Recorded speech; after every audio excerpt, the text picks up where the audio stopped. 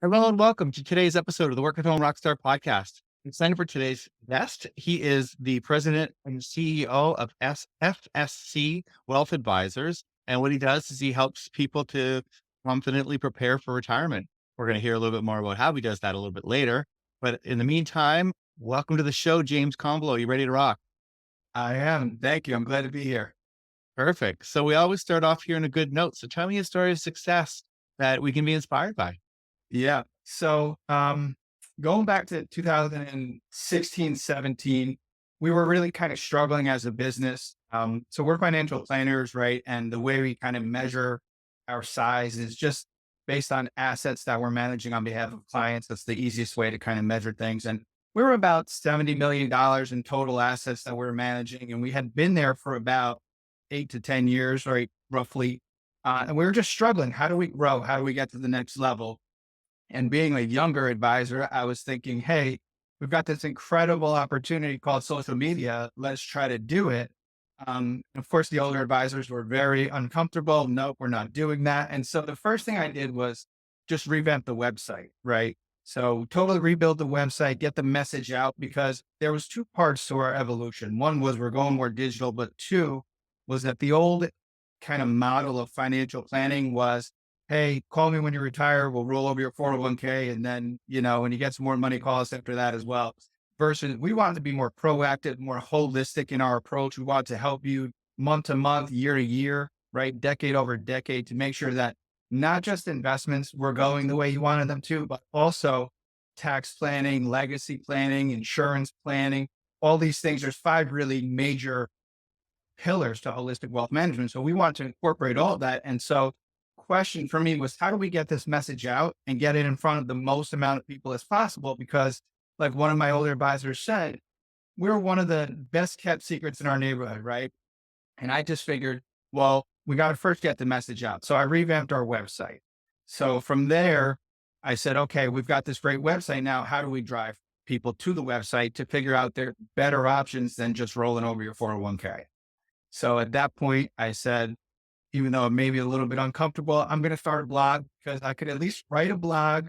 I could edit it, make sure it said exactly what I wanted it to say, and basically be protected, in the background. It's kind of putting myself out there, but not in a way that people could take shots at me.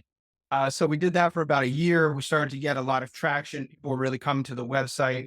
Then I revamped the website again, a second time. And from that 2018 period where I actually was granted my first ownership stake in the company, to the end of 2019, through that process of both holistic financial planning and getting the message out as best we could, we were able to grow from 70 million in assets to about 110 million in total assets. And so, that was some significant success. And then from there, it's just kind of, you know, it's really taken off. So, COVID obviously happened in 2020, and being younger again, I had been trying to get to a remote work kind of Yeah. situation. I was having a kid, my first kid. I'm thinking, hey, how do I get more time at home, but still be successful? So in 2019, we actually invested quite a bit of money in making our entire team remote, not knowing that COVID was coming. But once it did come in early March, we said, okay, well, the whole world is pretty much going digital at this point. Let's start marketing to that. And then we started hosting webinars and all these things. And so you fast forward to today, we're approaching $300 million in total assets as a company. So we've had an incredible growth story. We've been featured up, in all kinds of publications and things. So it's been quite exciting. Congratulations. I bet Thank you the hardest part was to convince the suits to go digital. Yeah. You know what? It was like one of those things like, hey, great idea. Show me. You got to Yeah. show results. And so, to their credit though, they gave me the leeway to go do what I wanted to do and, hired experts and all those kinds of things because the old ways just weren't working anymore. Right. So how do we make it happen? It was a lot. I'm a research junkie. You could probably see the books behind me. I read, I do all of that stuff. Like a maniac. And so I just put my head down, figured it out, and a lot of mistakes along the way, obviously. But thankfully we're growing. Oh, that's a good segue to the next part because along with a good note comes some bad notes, right? There are going to be Yeah. some mistakes along the way. So I like to kind of normalize that and let people know that this is normal and, you can still come out of the other side and be successful. So I'm wondering, can you share with us something, something big, maybe that happened that we can learn from? Yeah. So, okay.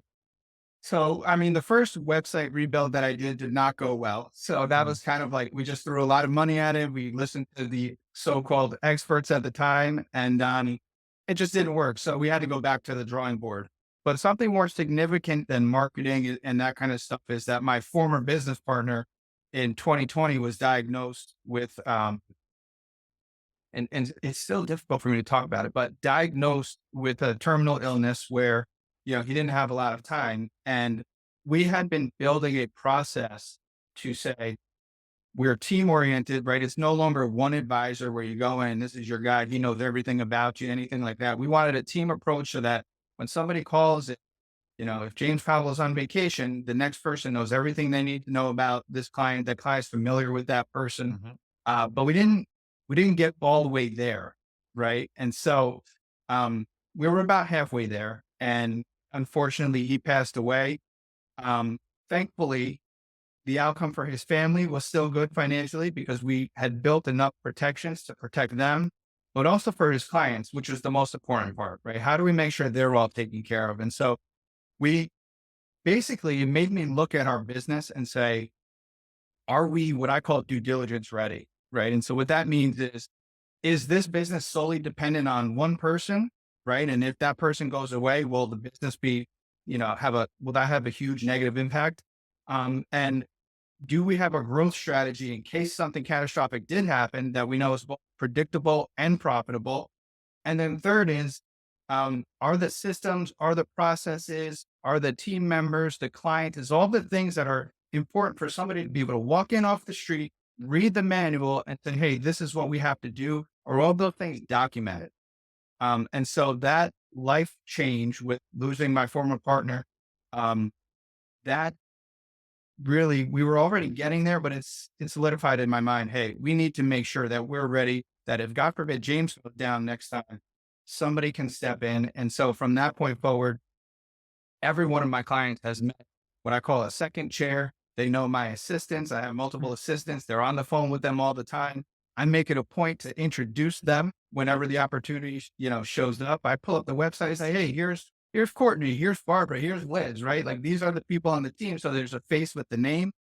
And that's also something that we help small business owners do, right? We want to make sure you're doing everything heading into retirement to make sure your business is not only sellable, but will continue on because that's typically your legacy, right? After you retire, if you want to retire, um, how do we make sure that it continues after you're no longer there, making sure it's successful?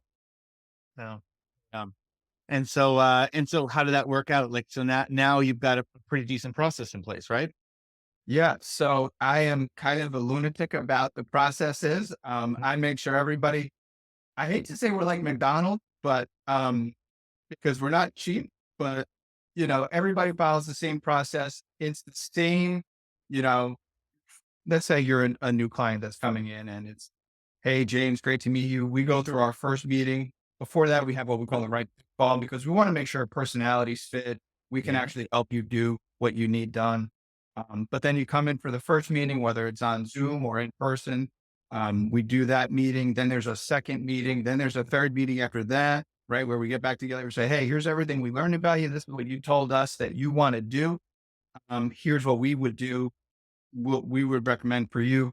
And then it's really interactive, right? I don't like this or I do like that, and that kind of thing. Then we finalize the plan, we start to implement it. And then there's the fourth, which is the ongoing process of just maintaining a relationship, making any adjustments, which I think is the most important part because everything's constantly changing, right? So great, you built the plan, but now you got to make sure it's keeping up with the real world. And things are always changing. And so I made sure that all of our advisors, and especially the new ones that come on, they follow our process to a T. And of course, there's always, everything is different, right? So there's always little tweaks and things you got to make. But we always are going back and analyzing. Do we have this documented properly? Are we teaching it properly? Can the next person come in and pick it up quickly? Um, and so, yeah, it's a pretty solid process in my opinion. Well, love it. Yeah, yeah. Those types of really good onboarding, it makes all the difference, right? When bringing in new people. Now, you mentioned social media a little bit earlier. So let's talk a little bit about how get fans, how you get people that are gonna actually, follow you and check out your stuff. Like, I mean, you wrote a blog too. Like, how does all this stuff work? Yeah. So it's the first thing is it's got to be one at a time, right? You can't just do everything. So Hmm. as I said earlier, the blog was kind of a safe space for me. I decided I was going to do it once every couple of months and just kind of see how it went and get my feet wet. Then I started to do it every month. Then I started doing it every week. I wrote a blog every week for like 3 years straight. Wow. Um, and it changed. Tax code changed. Okay, let's talk about what changed. And then, you know, different investment strategies, right? COVID happened. What are we thinking about? There was a piece during COVID that came out from Fidelity, and basically it said 30% of all the people with retirement accounts or assets on the Fidelity platform had taken their money out of the market at the bottom in late March and never reinvested it. Right. So now these people lost 35% in a month and missed all that comeback over the next year.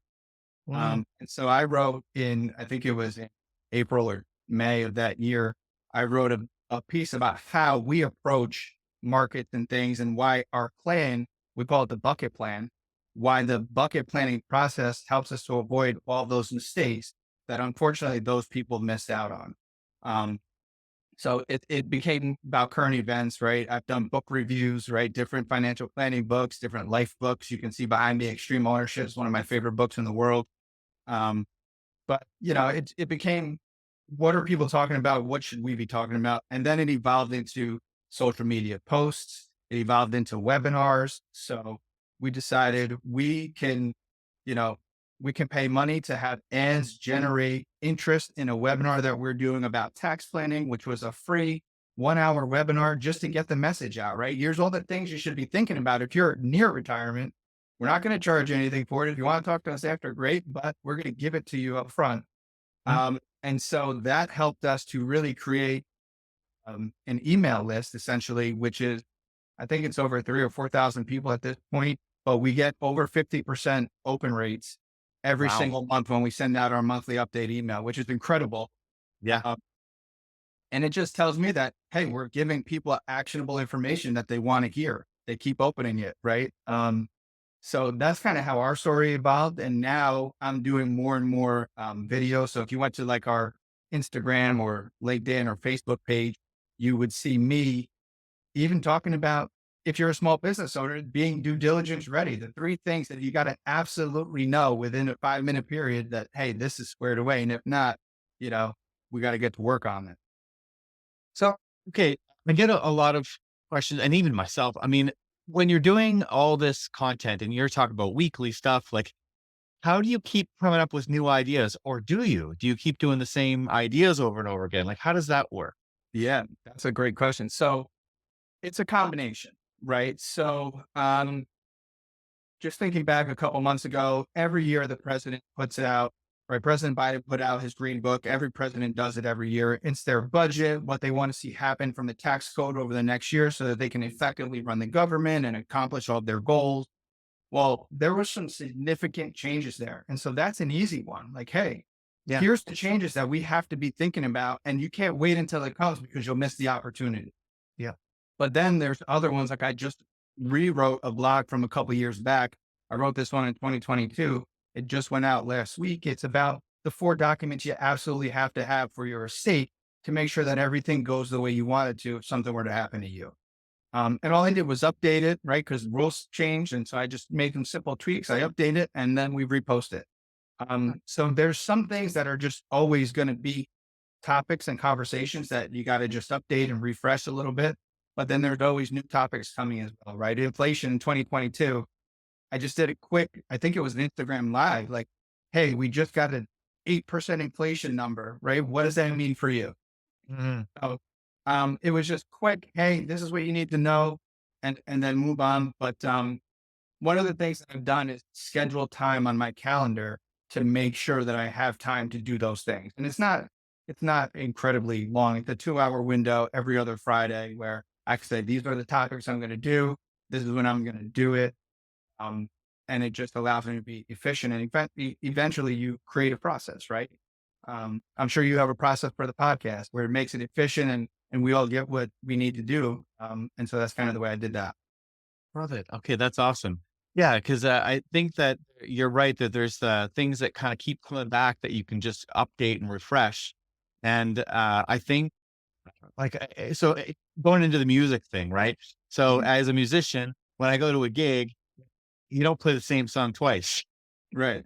And I think there's a mentality of that too. Like, oh, I already did that blog. Okay, what am I going to do next? Right. And Yeah. you're always trying to think of new things and you can get real blocked real fast by Oh, that. yeah.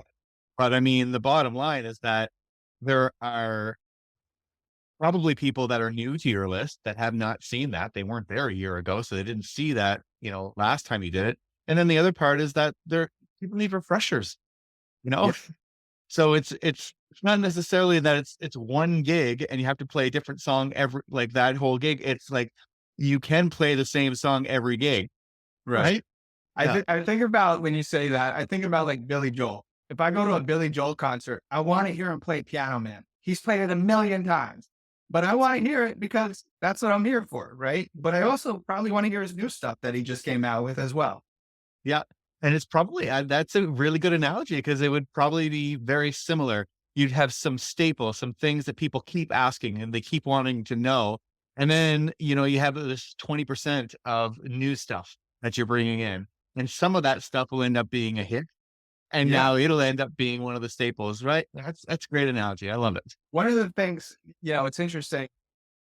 A myth about retirement planning is defer as much income as you can. Don't pay the taxes on it now. When you retire, you're going to be in a lower tax bracket. And so you're going to pay less taxes, right? When you take the money out at that point. Well, in 2017, we get the Tax Cuts and Jobs Act.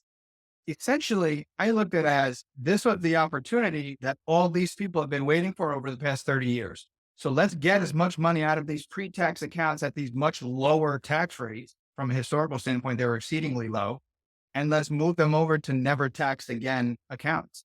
And Mm. so, that's one of those like big changes that happen.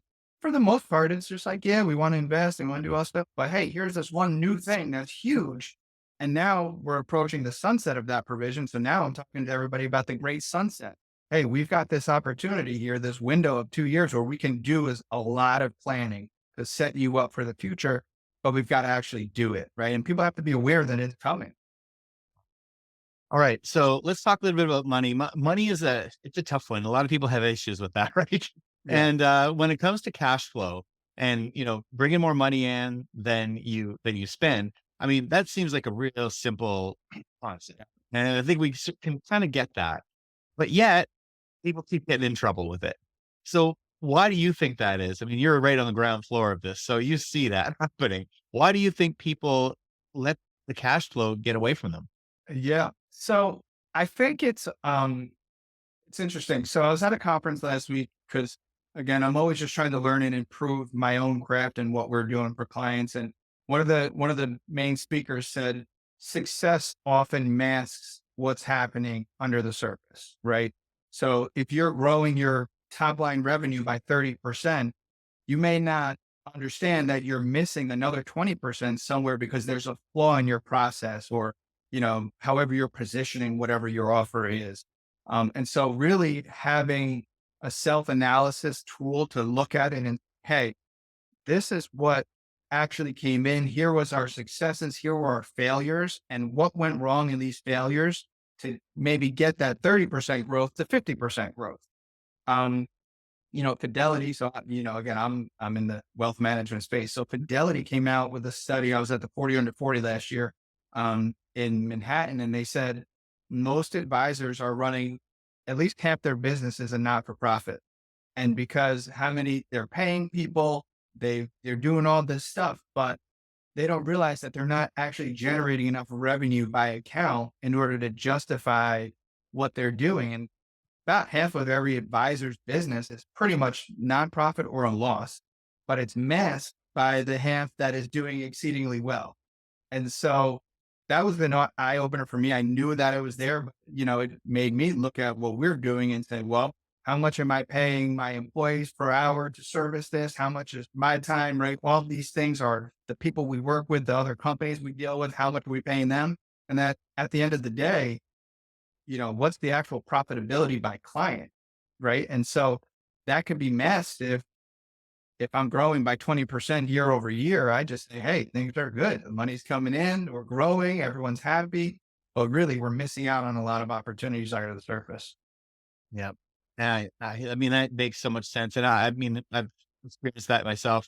When things are good, you're not even looking at anything. And then as soon as things Right. sort of dry up for whatever reason, I mean, it could Right. be in your control or not, then all of a sudden you notice that, oh, okay, Right. now I'm Yeah. in trouble. And then you start to get behind, right? Yeah. And like in my world, and with me personally, I want to help everybody. I want to help as many people as I possibly can. Right.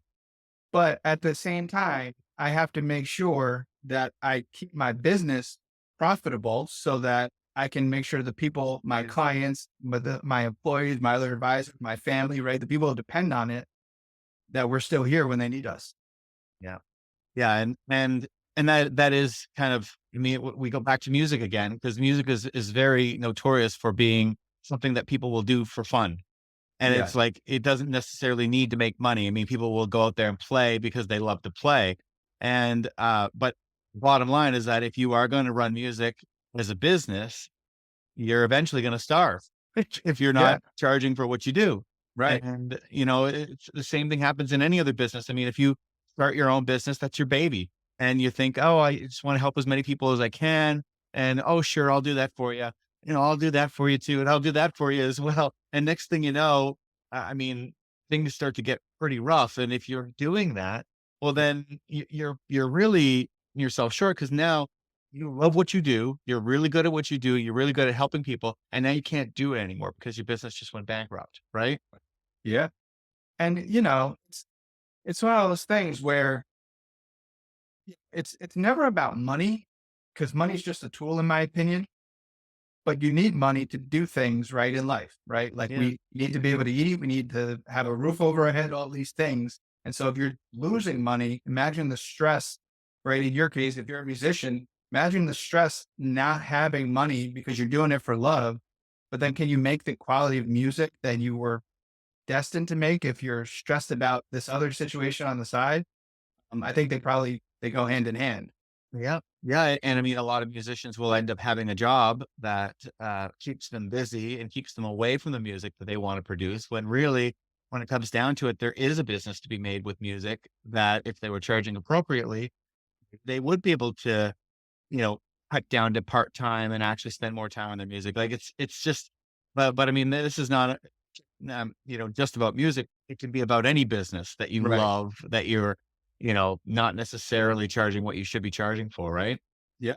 And look, we have clients that we know we're not going to be profitable on, Mhm. but we allow a certain amount of, I guess attorneys call it pro bono work. Yep. Essentially, we have the same kind of thought process within limits, right? We're not going to, we just can't take on hundreds of clients that we're not going to make money on, or that they're not going to be profitable. But we will allow a certain amount every year to make sure that we are giving back and giving people the advice they need. Well, and I would assume, I don't know this for sure, but you probably would choose clients specifically that either have a big impact on people, meaning that there is a return on that investment when it comes to how they help other people. Or maybe if you can help someone out of a hole, now they can become a client. Is that a strategy that you guys use, or? Yeah. I mean, I guess all the above, yes. I'll give you like a specific example. Last year, I met this, I met a young lady who just started in her professional career. She'd come from a not a great, situation. And I just wanted to make sure that she got off on the right foot. Right. So we, we gave her as much advice as we could based on her current situation. I actually created a lot of new materials for people in her situation. I sent them to her and I said, hey, do this plan for 2 to 3 years and then call us back because we'll definitely be able to help you at that point. But I couldn't justify the fee I would charge her she wouldn't get the impact for me to charge her fee. So I helped her as much as I could. I got her off on the right path and told her we'll be here as a resource if she needed us. Nice. Yeah, and I mean, that's an excellent idea, especially since you took some of that material, you repurposed it. So now Right. you're able to help a whole bunch of people with that same thing, which you could potentially make some money on, right? Yeah, maybe. Yeah, Yeah. it wasn't the reason behind it, but definitely could be an outcome. Yeah, right on. Okay, so now let's talk a little bit about learning. And do you coach? Do you like how do you keep up to date on all this stuff? Yeah. So mentors have been um, game changers in my life. So my first month in this industry, I met a fellow named Al. He changed my entire life by teaching me how to properly build, invest, and maintain portfolios on behalf of clients. And he almost treated me like a second son. Mm, Um, you know, he was a spiritual man. We got so close. I spent time at his house. Like, he was incredible. Then along the way, I've met a few other people that have really had a massive impact on me. So two that I want to name specifically, one is Dave Allison and the other is Jason Smith. They created a company called Clarity to Prosperity. And it basically, essence of that company is to help advisors create a better process and create better outcomes for their clients by doing things the proper ways. And they've been incredible in my life. They're two of my best friends at this point. And so, you know, a part of that, there's experts in every sector. Like there's probably 15 subsectors of financial planning. And I've tried to learn from the best I could find in a given, genre and say, hey, how do I absorb as much as I can from this person, whether it be reading a book, listening to their podcast, whatever that is. I mentioned earlier, I was at a conference last week. It's 120 of the best advisors from around the country. And then on top of that, there's a subset of 10 of us who get together the day before. And that's our true mastermind group where we actually meet once a month as well, but we get together twice a year in person and we say, hey, you know, what's going on? Do you see anything changing? What are best practices? But also we talk about life, right? How are we balancing all this stuff that we're doing? Like I'm raising a family, I have a third daughter coming within the month. So how do we make sure that if I have to step away for family reasons, the business is still running? How do we make sure that everything is still going? And, it's about getting the best ideas in the room to talk, flesh it all out, and then going back and trying it to see if it works, right? And you don't try it across your whole business. You just implement a little bit and you say, yeah, that worked. All right, let's try this, let's try that. But again, it's about that continuing learning in life. Um, there's something I posted on personal Instagram a couple of years ago that it's something to the effect that you don't get old because of your age. You get old when you stop learning, right? So when you stop looking for the next evolution, that's really when you start to age. wow. So how did you get him to listen to you and to mentor you? Who? Which one? Whichever any one of them. Is Yeah. there a process you So go through? yeah. So with Al, it was just a chance meeting. And I think he looked at me and saw, I think I was 25 at the time. You know, he saw this kid with a lot of potential, but very raw. And it was like, hey, I like him. And I think I probably reminded him of himself, years ago. And then Jason and Dave, and there's been plenty more, but these are just the three biggest in my mind. They, we just got along really well. And, I had been looking for a process, like I mentioned earlier, that I could show the older advisors and say, hey, this is what I've been trying to do, but I didn't have the materials to demonstrate it. And Jason, they were like, well, try this and try this. And here's, some of what we're doing. And then you put this all together and people start to open their eyes and say, yeah, this is actually what we want to do. Do you mentor others now? I do. I give back as much as I can. I try, even like this summer right now, I have a young college kid who thinks he may want to be in this industry later on in life. He's interning with me. I've had interns the past 4 years. Um, Always through that C2P enterprise, I try to, wherever I can, I try to, just last week, I think I sat with 3 or 4 different young advisors to say, hey, here's the success I'm having. Here's how we did it. And, let me know if that's something you want to learn about. And I just received an email last night. Hey, I'd like to schedule some time. Can we talk? So just out of curiosity, when you're talking to your mentors, what do you think the split would be? Do you talk about your successes mostly or your failures mostly? Like what do you talk about? So I am, I'm somebody who's come to love the failure because I know my grandfather used to say something. He said he never met a successful person who had no failures, and he never met somebody who didn't fail and was successful. Yeah. So I've come not to love, I hate losing, right? I hate all of Yeah. that and failing, but I know it's a necessary evil. So I tend to focus on the failures where I'm coming up short and how do I improve this? But I think you also have to celebrate the win, right? The win build momentum, keep you coming back. And, you know, I guess the best sports analogy I could give you, if I will, would be golf, right? Like, I don't know, I'm probably like a low 90s golfer. I shoot probably low 90s, but I'll hit one shot in the round and I'm like, that's why I come back, you know? So I'll focus on all the bad shots and then I'll hit a good one and say, okay. And so I would say it's probably 50-50, and mostly because my mentors and our mastermind, they basically keep me on track. So we have to say, hey, here are some of the wins over the past, 2 months. Here are some of the losses. Here's some of the things I think I would like to talk about. But we put out, we got kind of three ideas from everybody and say, what are the three best, most impactful? And let's talk about those. Nice. Love it. Right on. Okay. Well, it's time for your guest solo. So tell me what's exciting in your business right now. Yeah. So what's exciting right now is just that I mentioned earlier, we have this great sunset, the tax sunset coming. It's truly a window of opportunity, right? And so we have this 2-year window because January 1st, 2026, the tax code is going to revert back to what it was prior to the Tax Cuts and Jobs Act. And so, if that clock expires and you've done nothing, it's not the end of the world, but you've not taken every step you can to make sure that you're in the right spot. And so I'm excited just to get that message out, get people taking action and doing the things that they need to do to make sure that themselves and their families are all set up for the future. And I just think it's a great opportunity for everybody to lock in low tax rates while doing all the other things that financial planning requires. Wow. Right on. So who would be the most ideal person that would the most at working for you or with you? Yeah. Sorry. Yeah. So, like I said earlier, we're willing to help anybody.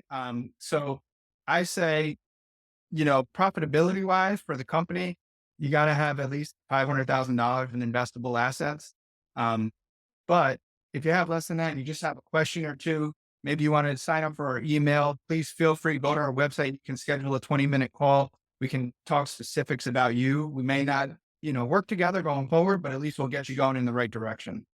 Yeah. Get them going so that they can get those Right. 500,000, right? Right. Right on. And so how do people get in touch with you then? Yeah, so I think the easiest way is just to go right to our website, www.fscwealthadvisors.com. The first thing you see is the schedule a call button. So it's pretty easy. You can schedule right onto my direct calendar. So you'll be able to take advantage of that. You could also sign up for the blog where you'll get that monthly email.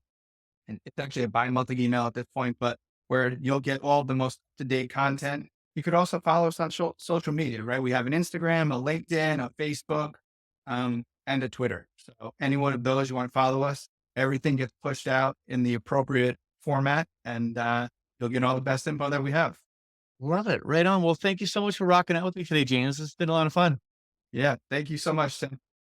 Cool. And to the listeners, make sure you subscribe, rate, and comment, and we'll see you next time on the Work at Home Rockstar podcast.